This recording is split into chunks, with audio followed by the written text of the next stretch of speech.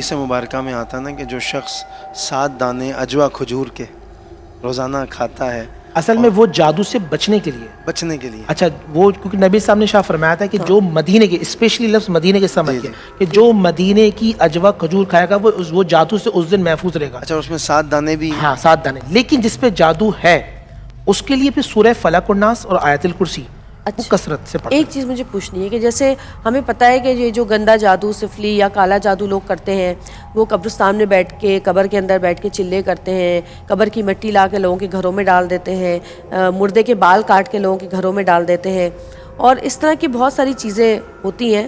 جو میرے ساتھ بھی بہت دفعہ ایسا ہوا ہے. میں نے ایک اپنی بوتیک کھولی تھی اور اس بوتیک کے باہر تقریباً ہر آلٹرنیٹ ڈیز کے اوپر کوئی نیمبو اور مرغیاں اور خون وون پڑا ہوا ملتا تھا، جبکہ اوپر کوئی گھر نہیں تھا، اوپر سارے آفیسز تھے.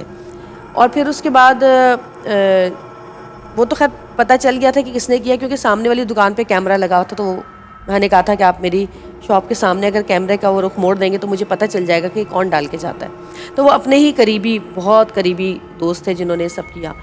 لیکن میں صرف یہ پوچھنا چاہتی ہوں کہ ہم کس طرح، ہمیں کیا پتہ چلے گا کہ کون بندہ ہے جو ہمارے جادو کا توڑ جانتا ہے؟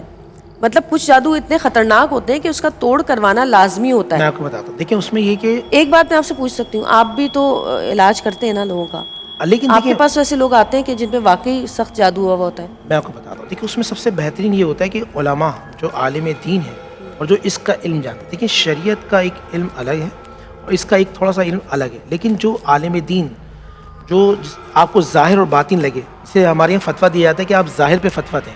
تو ایک وہ شخص جو رسول اللہ صلی اللہ علیہ وسلم کی تعلیمات پہ چلتا ہے، پیسے نہیں لیتا، سب سے پہلی بات ہاں پیسے نہیں لیتا. دوسری بات ہے الٹے سے منتر نہیں بتاتا، وہ آپ کو قرآن و حدیث کی آیت بتاتا ہے. صحیح. اس کے پاس جائیں تو میں سمجھتا ہوں. اچھا دوسری بات یہ کس نے کرایا ہے؟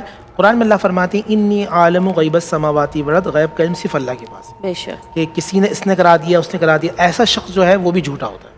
سمجھ گئے. تو جو عالم دین ہے، مفتی ہے، اس سے تعلق رکھیں. اس میں نا یہ بھی زیادہ جو چیز میں نے محسوس کی ہے کہ پوری دنیا میں سفر کرنا ہوتا ہے، لوگوں کو پاکیزگی کا خیال نہیں ہے اور علم نہیں ہے. کہ مطلب آپ دیکھیں نا کہ ایک بہت عام فہم سی چیز ہے غسل جنابت، اس کے فرائض، وضو کس طرح کرنا ہے، مطلب.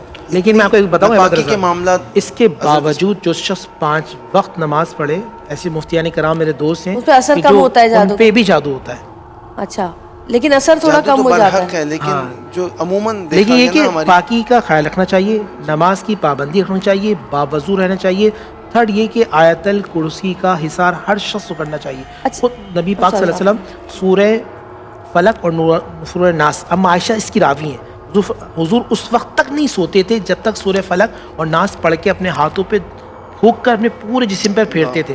یہ رسول اللہ کا صلی اللہ علیہ وسلم کا روز کا معمول. اچھا اگر ہم کسی پہ پڑھ کے پھونکنا چاہیں، بچوں پہ جو ہمارے سامنے نہیں ہے، تو کیا ہم ان کا تصور لا کے ان پہ پڑھ کے پھونکیں گے تو اثر ہوگا وہاں پہ؟ بالکل ہوگا، بالکل ہوگا. ماں باپ کو تو کرنا چاہیے. جیسے آپ کے والد صاحب اللہ ان کو زندگی دے، وہ آپ کے لیے سورہ فلق اور ناس پڑھیں گے، آیت الکرسی پڑھیں گے. مجھ جیسے لوگ سنیں، میں بہت توجہ سے کہہ رہا ہوں، مجھ جیسے لوگ 1 لاکھ یا 1 کروڑ اور جس کے والد حیات ہیں وہ ایک طرف، کیونکہ رسول اللہ صلی اللہ علیہ وسلم کی حدیث ہے ثلاث دعوات مستجاب لہن، اللہ والد کی دعا رد نہیں کرتا.